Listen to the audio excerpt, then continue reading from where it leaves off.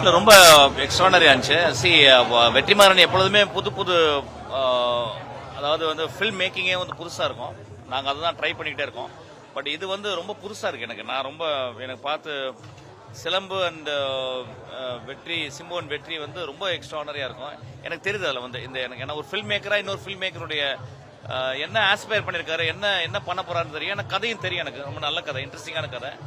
அதனால ராக்கிங்கா இருக்கும். நல்லா புதுசா இருக்கும். நீங்க இது வரைக்கும் சிலம்பரசன் இந்த மாதிரி ஒரு ஒரு பார்த்திருக்கவே மாட்டீங்க. இது வந்து வேற ஒரு இடத்துக்கு சிலம்பரசனை கொண்டு போனீங்க. ஒரு இந்தியாவுடைய மிகப்பெரிய ஒரு ஆக்டர், அவருக்கு எல்லா வாய்ப்பும் இதுல இருக்கு. ஆக்சுவலி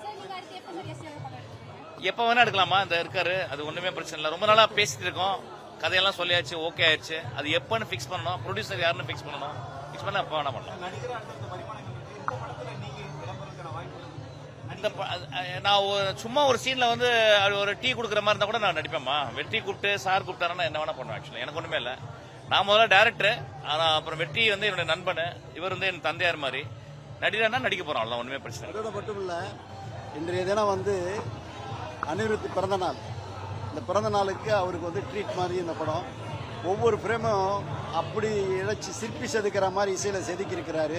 சிலம்பரசன் ஒவ்வொரு ஃப்ரேமும் வந்து அதாவது ஆத்மார்த்தமா அடி வயிற்றிலிருந்து ஒரு பெரிய ஒரு பிரளயத்தை உருவாக்குற மாதிரி அவர் பண்ணியிருக்கிறாரு.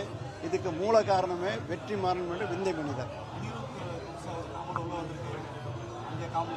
அதான் சொல்லிட்டேன். அதான் இதுவரையிலும் இந்த மாதிரி ஒரு அமைப்பு வந்ததே இருக்காது, இனி வரப்போவதும் இருக்காது. அப்படிப்பட்ட ஒரு சிறப்பான ஒரு அமைப்பு கொடுத்துருக்கிறாரு.